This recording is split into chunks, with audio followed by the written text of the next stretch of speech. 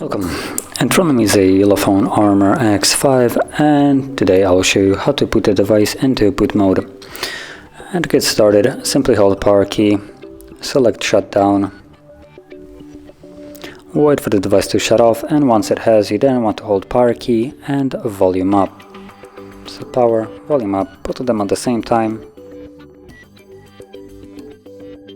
And we're now in the boot mode. And in this mode, you can only use volume up to navigate, as you can see, and volume down will be used to confirm. And from here, we can boot the device into recovery mode, fast boot mode, and also normal, which goes back to Android. And I will basically select normal mode to leave this.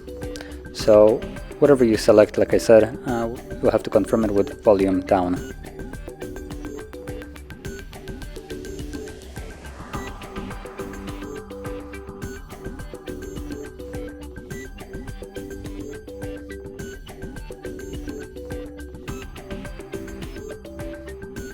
And as you can see, we're now back in Android.